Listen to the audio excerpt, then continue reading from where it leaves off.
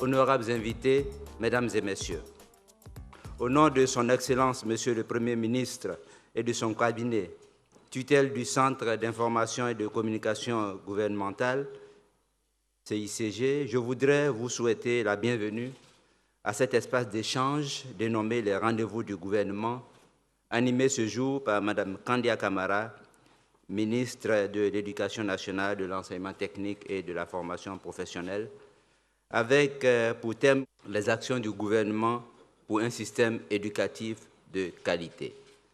Mesdames et Messieurs les journalistes, les rendez-vous du gouvernement sont une plateforme d'interaction du CICG entre le gouvernement et vous, afin de mieux faire connaître et comprendre les politiques et actions du gouvernement et de présenter les résultats et impacts des projets de développement sur la vie des populations.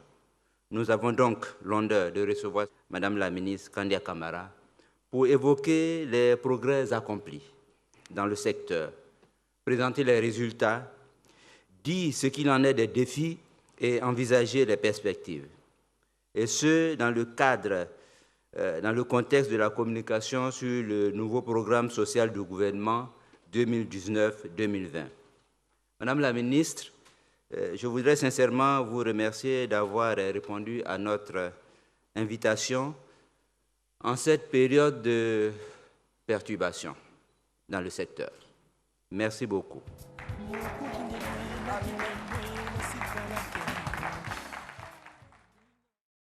Mesdames et Messieurs, mon intervention est structurée en 3 grands points, à savoir 1. Les acquis majeurs de 2011 à 2019, les défis à relever et les perspectives en grand 3. Particulièrement pour les perspectives, je vous ferai part des actions inscrites au programme social du gouvernement dans un premier temps et ensuite, je ferai cas des autres actions prioritaires programmées jusqu'en 2020. Mesdames et Messieurs, dès notre prise de fonction en 2011, nous avons entrepris de traduire la vision de Son Excellence M. Alassane Ouattara, président de la République, en actions prioritaires et en réformes fondées sur son projet de société et son programme de gouvernement. Ainsi, la déclinaison de l'action gouvernementale en matière d'éducation s'articule autour de 4 axes prioritaires qui sont l'accès, la qualité, le pilotage du système et l'environnement scolaire. 1. L'accès. Au titre des constructions d'infrastructures, sur la période 2011-2018, le gouvernement a accru l'offre éducative à travers la construction de 30 621 salles de classe au préscolaire et au primaire, 242 établissements secondaires, un lycée de jeunes filles à Séguéla, 2 CAFOP à Bondoukou et à San Pedro, 7 établissements d'enseignement technique et professionnel à Abidjan, Bois-Flé, Bundiali, Bon, Issia et Yamsokro. Ici, je voudrais insister particulièrement sur le Centre multisectoriel de formation professionnelle Mohamed VI de Yopougon, fruit de la coopération entre la Côte d'Ivoire et le Royaume du Maroc. Aujourd'hui, le parc scolaire totalise 2834 écoles préscolaires, 16 957 écoles primaires, 1778 établissements secondaires, 16 CAFOP, 237 établissements d'enseignement technique, 307 établissements de formation professionnelle. Au titre des réhabilitations d'infrastructures, les réhabilitations ont concerné 3 616 salles de classe du préscolaire et du primaire, 9 CAFOP, 38 lycées et collèges, 24 établissements techniques et professionnels, 12 structures centrales et déconcentrées, et au titre des ressources financières, matérielles et pédagogiques, 53 milliards environ ont été consacrés à l'acquisition et à la distribution de 725 623 tables-bancs. 94 milliards environ ont été mobilisés pour l'achat et la distribution de manuels et kits scolaires. Ceci rentre dans le cadre de la politique de gratuité qui exprime clairement la volonté du gouvernement de participer à la démocratisation de l'accès à l'éducation de base et à la réduction des inégalités. 7 milliards sont consacrés annuellement aux bourses scolaires, dont 4,5 milliards pour les bourses hors Côte d'Ivoire. Dans le cadre de l'alimentation scolaire, un total de 5 688 cantines réparties sur le territoire national distribuent des plats chauds à plus d'1 million de rationnaires chaque jour. Plus de 12 milliards ont été consacrés à l'achat de matériel scientifique, informatique, sportif et artistique. 969 matériels roulants, dont 318 véhicules ont été acquis pour accroître la mobilité des inspecteurs généraux, des directeurs centraux, des antennes pédagogiques, des DREN, des DDN et des IEP, etc., au titre du recrutement des personnels. Parallèlement à l'accroissement des infrastructures d'accueil des élèves, 54 318 personnels enseignants et d'encadrement ont été recrutés sur la période 2011-2018. 43 137 enseignants du préscolaire et du primaire, 8 641 enseignants du secondaire, 2 540 personnels d'encadrement. La qualité.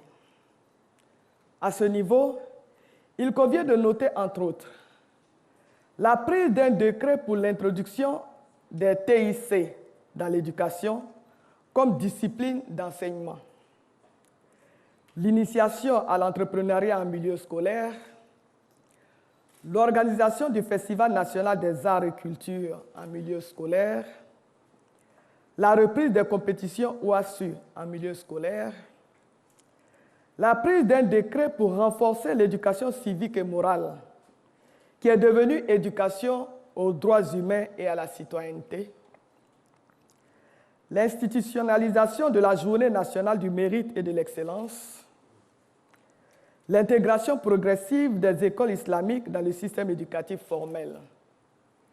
À ce jour, 325 établissements sont intégrés dans le système scolaire. La déconcentration du programme de renforcement des capacités des personnels administratifs et d'inspection par la création de 8 pôles régionaux de formateurs.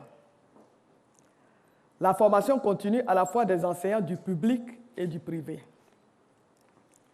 La lutte contre le redoublement, qui a baissé de 21,6% à 10,6% dans le primaire, soit une réduction sensible de 11%.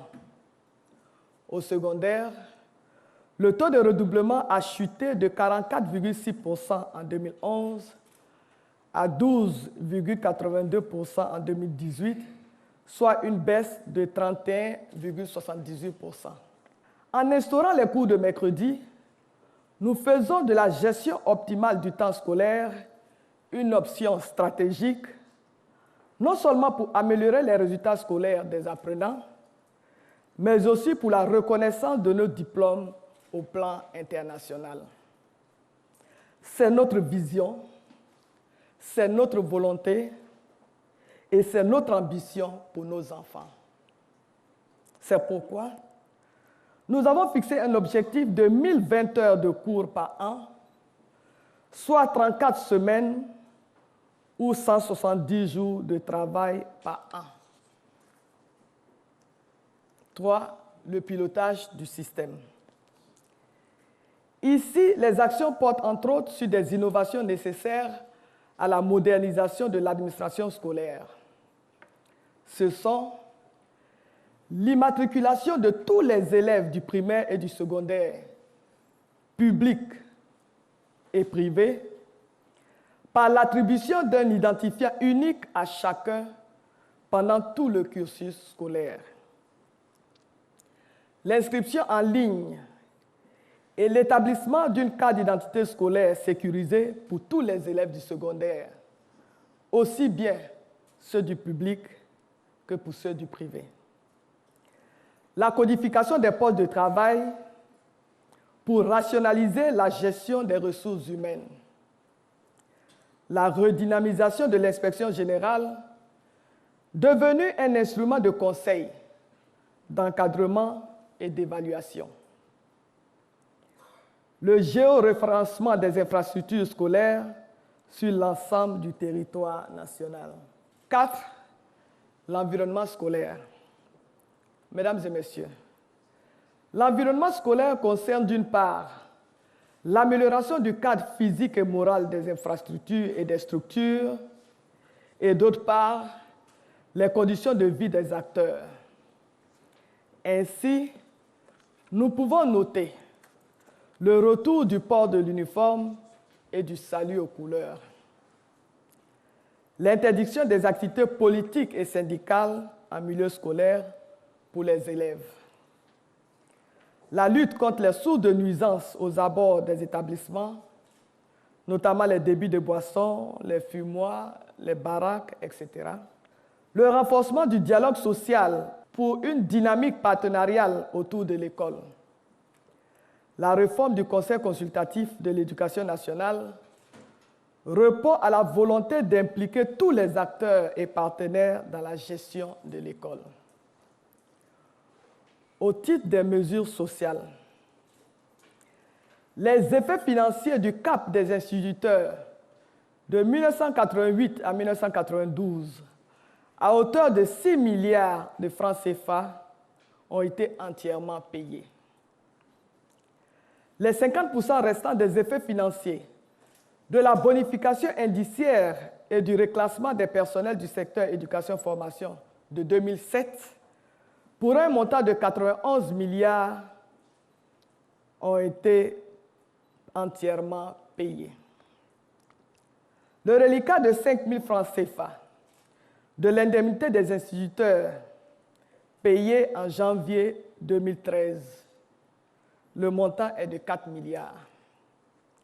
Les indemnités des directeurs d'école, des maîtres d'application et des études surveillées, le carburant des conseillers pédagogiques de secteur de 2009 à 2011 pour un montant de 1,120 milliards de francs CFA.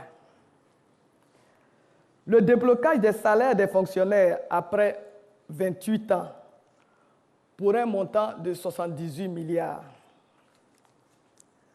Le paiement en cours du stock des arriérés à concurrence de 249,6 milliards, effet induit de l'accord de trêve sociale.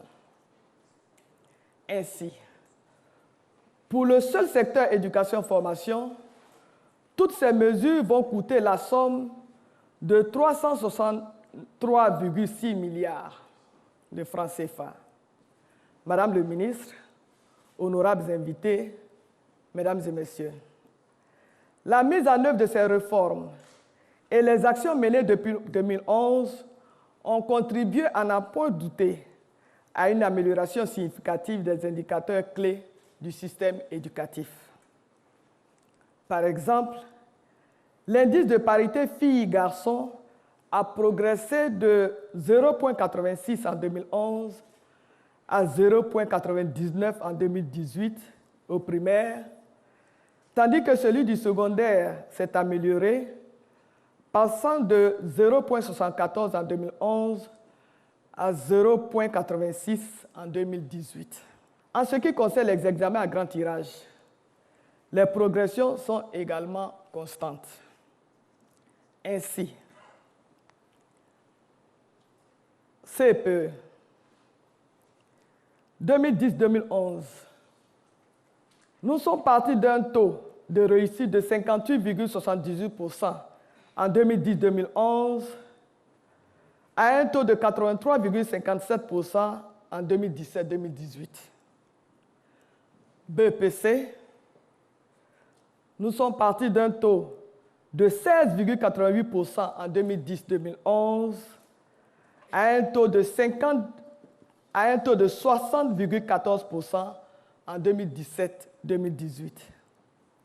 Au baccalauréat, nous sommes partis d'un taux de 20,25% en 2010-2011 à un taux de 46,09% en 2017-2018.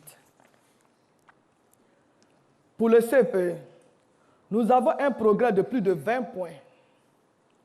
Pour le BPC, plus de 40 points. Et pour le baccalauréat, plus de 25 points. Il faut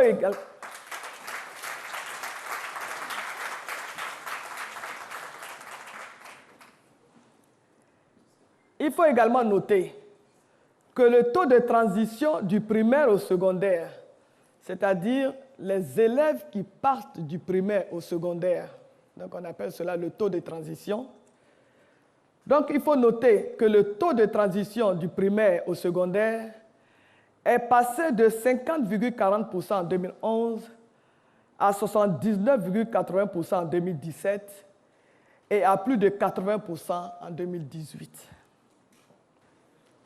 À ce stade de mon propos, je tiens à souligner qu'en adoptant la politique de scolarisation obligatoire par la loi numéro 2015-635 du 17 septembre 2015, le président de la République et le gouvernement ivoirien se sont engagés à impulser une nouvelle dynamique dans le pilotage du secteur éducation-formation, socle du développement durable de la nation ivoirienne.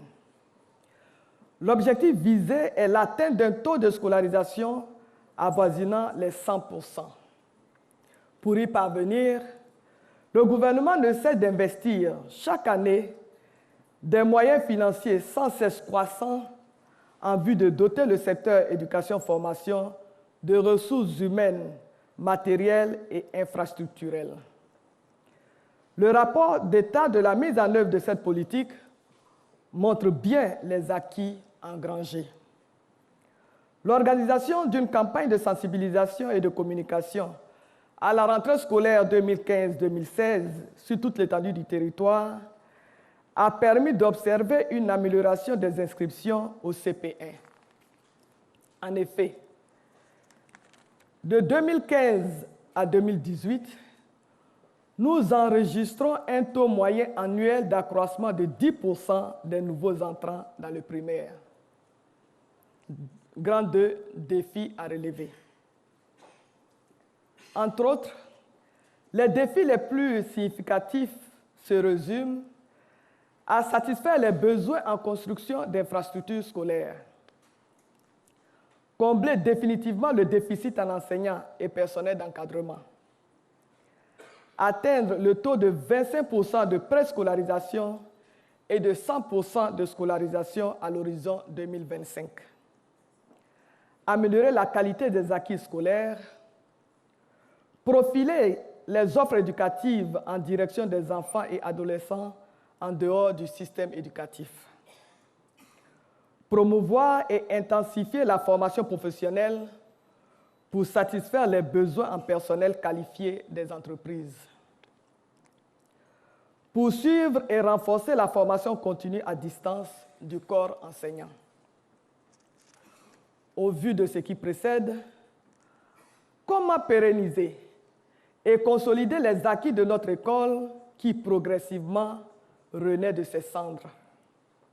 En d'autres termes, que faut-il faire pour que les avancées que connaît notre système scolaire aujourd'hui s'inscrivent dans la durée? Ce qui me permet de passer au grand 3 et parler des perspectives.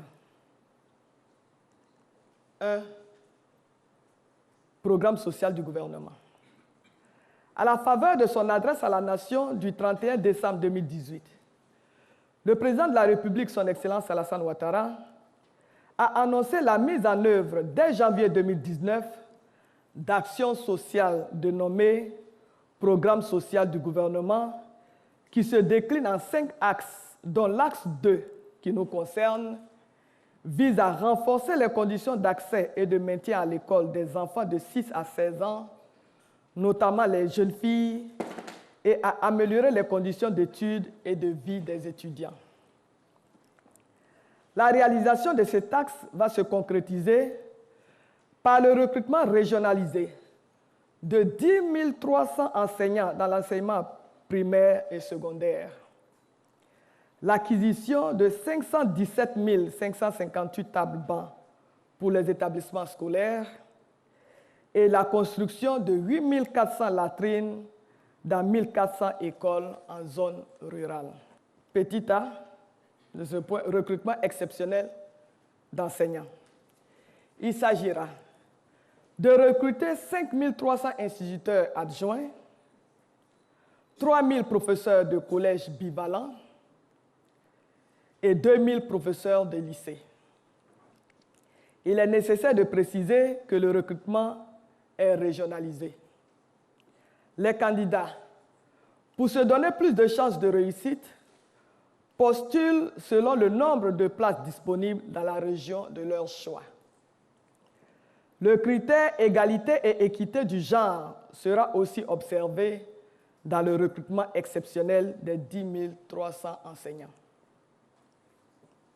B. Acquisition et distribution de tables-bancs. Cette mesure porte sur l'acquisition de 517 558 tables-bancs d'un coût total de 31 milliards de francs CFA. Pour l'année 2019, la moitié des tables-bancs sera livrée et le reste le sera en 2020. Tous les établissements de l'enseignement général et technique et de la formation professionnelle en manque de tables-bancs ont été identifiés. La répartition sera faite en fonction des besoins exprimés et constatés. C. Programme de construction de latrines dans les écoles rurales.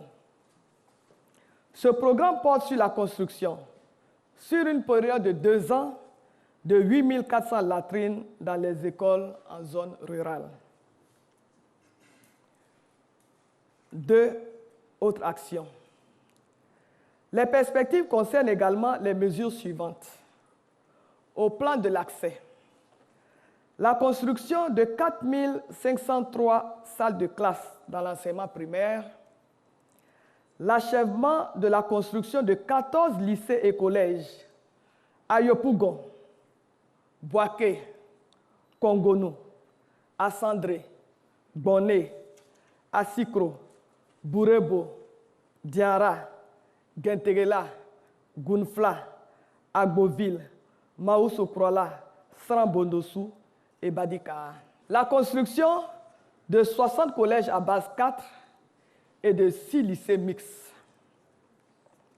L'ouverture du lycée d'excellence Alassane Ouattara de Grand Bassam dans le cadre de la coopération sino-ivoirienne en septembre 2019. La construction et l'équipement de 200 collèges de proximité dans le cadre du C2D phase 2. La construction et l'équipement de 84 collèges de proximité dans le Béquet et dans la région de San Pedro, ainsi que 4 centres de formation professionnelle au titre du MCC. La construction et l'équipement de 7 lycées de jeunes filles avec internat. Justement, pour répondre à la promotion du genre en milieu scolaire aussi. Donc, à Abobo, à Port-Boué, Bondoukou, Daloa, Dimokro, Odiéné et San Pedro, avec l'appui de la mairie de Port-Boué, de la BID et de l'OFID. l'achèvement de la construction de 4 établissements d'enseignement technique et de formation professionnelle, dont l'ouverture est prévue en septembre 2019. Les collèges d'enseignement technique d'Issia et de Boisflé, le lycée professionnel hôtelier de Yamsokro et le lycée professionnel sectoriel agroalimentaire de Yopougon.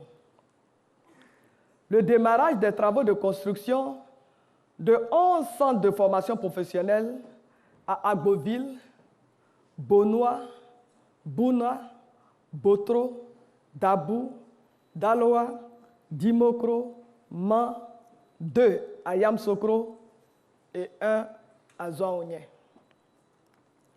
L'achèvement de la réhabilitation et de l'équipement de 14 établissements de formation professionnelle à Abidjan, Célia, lycée professionnel hôtelier IPNET, ainsi qu'à Boaké, Ferké, Gagnoa, Grand Laou, San Pedro, Jacquesville, Touba, Guiglo, Man, Bondoukou et Odiéné. Au plan de la qualité, mise en œuvre d'une politique de mise à disposition de manuels scolaires, la réduction du taux de redoublement de 10,6% aujourd'hui à 5% d'ici 2025. La redynamisation de la pratique expérimentale à l'école avec la construction et l'équipement de laboratoires. La nouvelle politique de bibliothèque scolaire à travers le projet Une école, une bibliothèque. Le renforcement de la formation continue à distance des enseignants, encadreurs et administrateurs scolaires, etc. Au plan de la gestion et du pilotage du système, l'élaboration du cadre scolaire électronique interactive, l'instauration d'un contrat d'objectifs et de performance, COP, en vue de renforcer la responsabilité, l'imputabilité et la reddition des comptes. L'expérimentation d'un nouveau modèle de gouvernance des établissements professionnels avec des comités de gestion paritaires, secteur public, secteur privé. Dorénavant, à la tête de nos centres et lycées professionnels, vous avez un comité de gestion avec 12 personnes, 12 membres, 6 personnes du secteur public et 6 personnes du secteur privé. L'évaluation des acquis scolaires chaque 2 ans.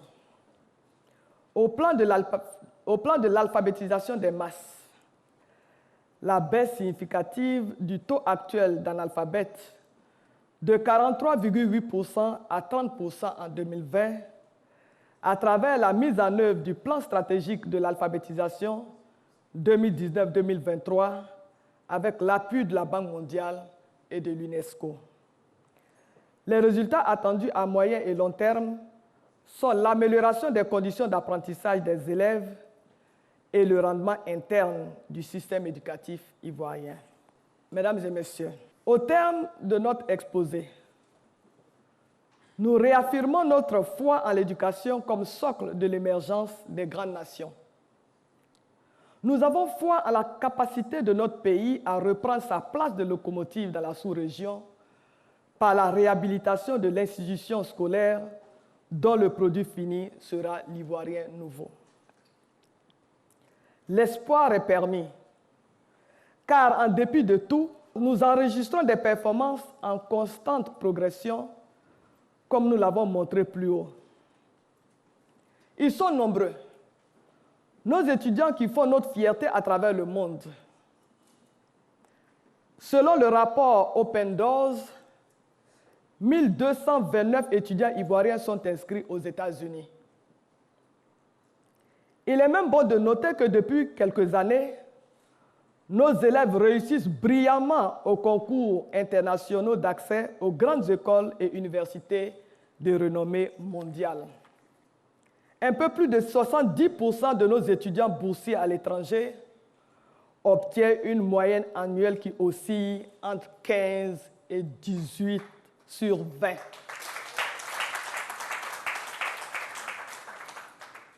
Nous avons clairement conscience de notre mission, celle de produire pour notre pays le capital humain capable de lui permettre d'assurer son développement harmonieux. Nous voulons assumer pleinement notre responsabilité, car pour les enfants de notre pays, aucun sacrifice n'est de trop. Nous demandons la mobilisation de tous les acteurs du système éducatif, à commencer par les formateurs, nos collègues enseignants, à qui nous lançons solennellement un appel pour la reprise des cours. Oui, mesdames et messieurs, chers collègues enseignants, la Côte d'Ivoire nous observe. Le monde nous attend. Nous sommes aujourd'hui dans un monde de compétition. Nous devons donner toutes les chances à nos enfants, à nos jeunes, de bénéficier d'une éducation de qualité, d'une formation de qualité, pour que les produits, c'est-à-dire ces jeunes que nous allons mettre à la disposition de notre pays, soient des jeunes bien formés, soient une jeunesse compétente, une jeunesse prête pour l'emploi. La Côte d'Ivoire attend ces jeunes filles et ces jeunes garçons pour son émergence. Et c'est à nous, enseignants, de former ces jeunes, de donner à notre pays ce capital humain, ces ressources humaines de qualité pour son développement. Je voudrais pouvoir compter sur tous les enseignants de Côte d'Ivoire, du préscolaire, du primaire et du secondaire. Pourquoi pas? Je fais un clin d'œil à nos collègues de l'enseignement supérieur. Vive l'école ivoirienne, vive la Côte d'Ivoire. Je vous remercie pour votre attention.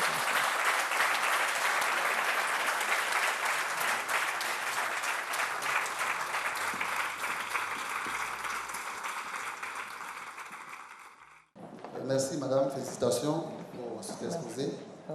Madame, l'actualité oblige. Depuis 4 semaines, l'école a pris un coup de frein, une grève généralisée, discussion rompue, des enseignants arrêtés dans le supérieur. À cet effet, la plateforme du secteur public estime que la loi syndicale a été violée et donc la trêve est brisée. Aussi, le laïc menace d'entrer en grève. Madame la ministre, est-ce que le spectre d'une année blanche n'est-il pas en train de planer sur l'école ivoirienne? Je vous remercie. Alors, Madame la ministre, récemment, il y a des articles de presse qui ont fait état de ce qu'un tabac est facturé hors Côte d'Ivoire à 80 000 francs, revient à 60 à 80 000 francs à l'État de Côte d'Ivoire. Tout à l'heure, vous avez donné des chiffres de 558 tabacs qui seront délivrés d'ici 2020. Alors, j'ai fait le calcul, je me suis rendu compte que le chiffre donné par certains organes de presse n'est pas loin du prix du tabac facturé à l'extérieur de la Côte d'Ivoire. Est-ce que vous ne pensez pas qu'il est bien désormais de commander des tabacs avec des entrepreneurs qui sortent des écoles ivoiriennes, des PME, PMI? Je voudrais remercier tous les journalistes qui viennent d'intervenir. En effet, cela fait 3 semaines que des syndicats ou des plateformes syndicales ont lancé des mots d'ordre de grève. Et donc, l'école a été fortement perturbée dans beaucoup de localités, surtout au niveau du primaire. Situation que nous déplorons naturellement. Et c'est la raison pour laquelle nous avons eu plusieurs séances de travail avec nos partenaires, les syndicats, les plateformes syndicales aussi.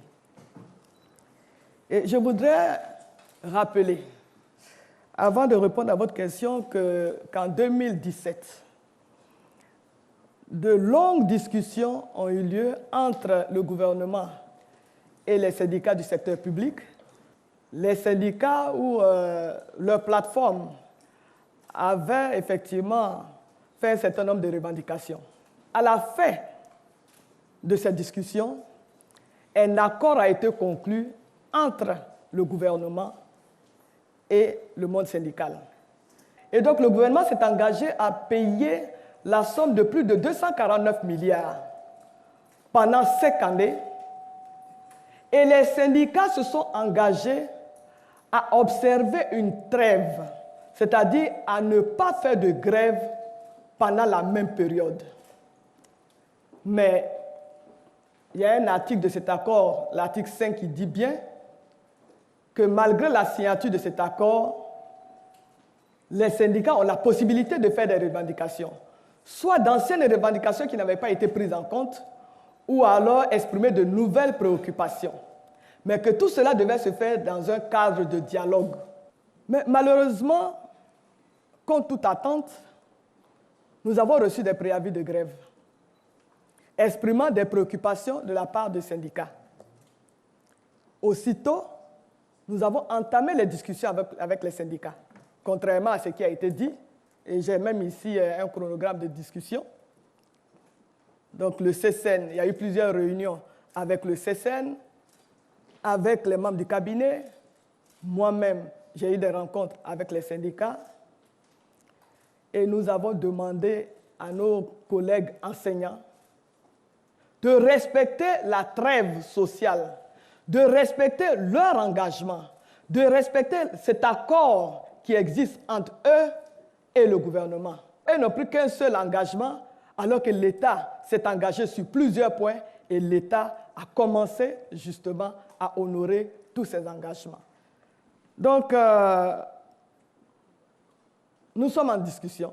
Il y a quelques années, je pense que les premiers tabacs ont été acquis à l'extérieur. Cela fait 4 ans. Il faut savoir que nous avons été confrontés justement à un grave déficit en table-banc. Nous avons saisi le président de la République, nous avons saisi le gouvernement et compte tenu du grand nombre de tables-bancs dont nous avons besoin, il était pratiquement difficile, sinon impossible, d'avoir ces tables-bancs ici. Parce que nous ne prenons pas les tables-bancs à l'extérieur au détriment des opérateurs qui font des tables-bancs ici. Il faut savoir que nous achetons bien des tables-bancs ici, mais il y a 4 ans de cela, compte tenu du grand besoin, nous avons non seulement pris des tables-bancs ici, nous avons fait appel à un opérateur qui a importé des tables-bancs. Évidemment, cela s'est fait en un temps record et nous avons pu mettre à disposition ces tables-bancs dans les écoles primaires, dans les écoles préscolaires, dans les lycées et les collèges. Je voudrais juste revenir sur la question des cours du mercredi. Les enseignants eux-mêmes qui sont censés dispenser ces cours-là ont fait un bilan de ces cours du mercredi qu'ils trouvent catastrophiques. Et ils disent même qu'ils n'en veulent pas. Et cette question figure à l'ordre du jour des revendications actuelles qui paralysent l'école depuis pratiquement 1 mois. Quel bilan vous faites de ces cours du mercredi et quelles solutions prévoyez-vous pour que véritablement cette question-là puisse être réglée au plus vite? Madame la ministre, des phénomènes nouveaux ont fait leur apparition au niveau du système éducatif. Entre autres, nous avons la tontine sexuelle. En plus de ce que nous savons, il y a la drogue et tous les autres. Madame la ministre, ma question c'est, est-ce qu'il n'y a pas un problème de repère au niveau de notre système éducatif? Quel bilan des cours de mercredi? Dans tous les pays du monde, c'est l'employeur qui fixe son régime de travail. C'est l'employeur qui fixe le régime de travail.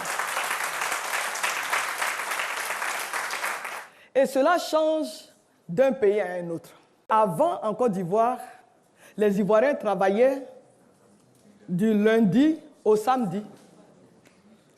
Les élèves allaient à l'école le lundi, le mardi, le mercredi. Le jeudi, ils n'allaient pas à l'école. Ils allaient à l'école le vendredi et le samedi.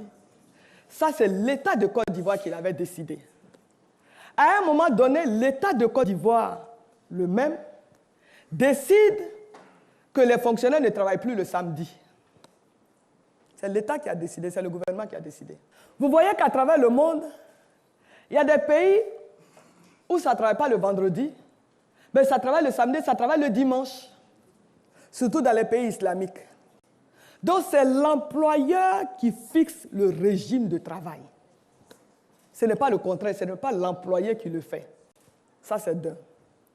Et deuxièmement, la Côte d'Ivoire était l'un des rares pays au monde où les enfants allaient à l'école faire leur apprentissage en 4 jours sur 7. Le canton morais ivoirien est parti de 800 heures à aujourd'hui 1020 heures. Mais nous avons une grille où la Côte d'Ivoire même est en 20e position en termes de canton morais. Parce que je l'ai dit, le rendement d'un enfant, les résultats d'un enfant dépendent du nombre d'heures, le nombre d'heures auquel l'enfant est exposé à l'apprentissage. C'est-à-dire le nombre de jours où l'enfant est à l'école. Aujourd'hui, nous sommes dans le concert des nations. Je vous ai donné les performances de nos étudiants à l'extérieur. Et oui, pour que nos étudiants soient acceptés partout, c'est parce que nos diplômes sont reconnus partout. Pour que nos diplômes soient reconnus partout, c'est parce qu'ils sont crédibles. Ils sont crédibles parce qu'ils répondent aujourd'hui aux normes. Et on dit bien que le monde est devenu un village planétaire. Et moi, j'ai de grandes ambitions pour nos enfants ivoiriens. Qu'est-ce qui se passait en Côte d'Ivoire avant la restauration des cours de mercredi? Toutes les salles de classe étaient bondées le mercredi. Tous les enseignants du primaire donnaient des cours de renforcement qu'on appelait des cours de renfort. Obligation était faite aux élèves d'être présents ce jour-là, d'après ce que certains parents m'ont dit. Il paraît que les enseignants acceptaient l'absence des élèves tous les jours de la semaine, sauf le mercredi, parce que les cours de mercredi étaient payants. Or, nous parlons d'équité. Est-ce qu'on a pensé aux parents d'élèves qui n'ont pas les moyens? Est-ce qu'on a pensé à ces pauvres enfants issus de familles démunies? Mais pourquoi est-ce que les enseignants donnaient des cours de renfort payants les mercredis? Mais c'est parce que le canton morais était insuffisant. C'est tout.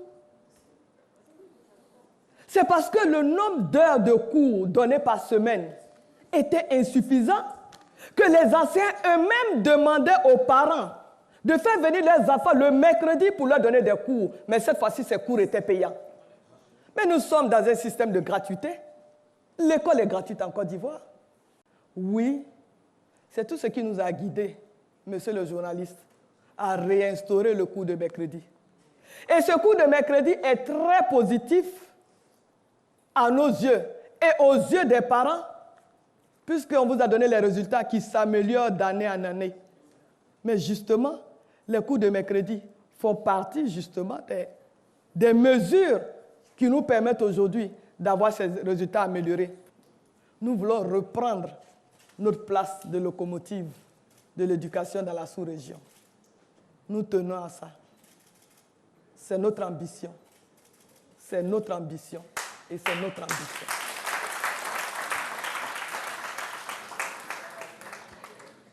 Monsieur le journaliste de Radio Espoir dit qu'il y a de nouveaux phénomènes dans nos écoles. Des enseignants molestés par d'autres enseignants, oui. Ça, nous le voyons parce que quand les syndicalistes font grève, en principe, c'est ça aussi. C'est ça. C'est-à-dire qu'il faut qu'on respecte vos droits, vous aussi respectez le droit des autres. Oui, on a droit à la grève. C'est normal. Mais il faut respecter le droit aussi de celui qui veut travailler. Mais par contre, ce qui se passe dans nos écoles, on lance un mot d'ordre de grève, on ne reste pas à la maison pour savoir si son mot d'ordre est accepté et suivi par tout le monde. Non, on va violenter ses collègues. On va pousser les enfants parfois à aller agresser les enseignants qui donnent cours. Et cela est condamnable. Ça, je le condamne. Malheureusement, nous avons le phénomène de drogue à l'école. Nous avons le phénomène de tontine sexuelle. Nous avons pris des mesures pour non seulement les traquer, mais ce que nous demandons, et là c'est c'est une adresse à l'endroit des parents d'élèves. Voyez-vous, sur les 24 heures dans la journée, l'enfant ne passe tout au plus que 8 heures à l'école. Le reste du temps, l'enfant est sous la responsabilité de ses parents. Nous demandons aux parents et à toute la société ivoirienne de faire le suivi de leurs enfants, de mieux encadrer leurs enfants quand ils sont en dehors de l'école. Ma question est relative aux enseignants du privé laïque. Alors, ils demandent notamment quand l'arrêté portant revalorisation de leur salaire puisse être signé. Ma question porte sur l'autorité du maître. Alors, quelle est votre politique pour réinstaurer l'autorité du maître dans les écoles? Je vais poser l'une des questions d'un internaute qui souhaite savoir si les directeurs d'école primaire reçoivent une formation pour la gestion de leur école en termes d'hygiène et de cadre de vie. En effet, nous avons été saisis de nombreuses fois par les enseignants du privé. Nous avons souvent soutenu nos collègues enseignants du privé. Je dis bien soutenu nos collègues enseignants du privé en parlant aux promoteurs d'établissements privés. Pourquoi? Parce qu'il faut savoir qu'il s'agit du privé et il y a un contrat qui lie chaque enseignant à la direction de son établissement. C'est un contrat. Je précise bien, c'est un contrat. Ça veut dire qu'un jour, il y a un promoteur d'établissement privé ou bien il y a un directeur des écoles qui reçoit un monsieur qui est un enseignant à qui il demande de le rejoindre dans son établissement et il lui fait une offre. Moi, je vous demande de venir enseigner dans mon établissement, je vous paye à tel montant. L'enseignant accepte l'offre, il signe un contrat et en cours de route, l'enseignant nous demande à nous de sanctionner ce promoteur-là avec qui il a délibérément signé un contrat. Mais je dis, l'astuce que je vous donne, c'est de vous entendre, vous, tous les enseignants du privé, sur une grille salariale et de rester ferme dans le respect de cette grille. Vous verrez que les promoteurs vont bien vous payer.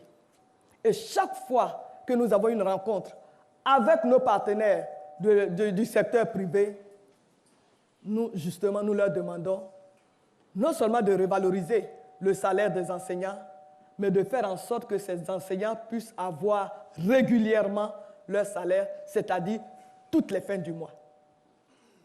Mais je dis encore une fois, le gouvernement intervient à travers le ministère de l'Éducation pour apporter un appui aux enseignants du privé, pour soutenir les enseignants du privé. Sinon, c'est une affaire entre privés, c'est une affaire entre un fondateur d'établissement privé et un enseignant du privé. Donc, cela me permet en même temps d'aborder la dernière question concernant la formation des directeurs d'école. Oui, nous avons instauré au sein du ministère, pour une question d'efficience et d'amélioration des compétences des ressources humaines, nous avons instauré la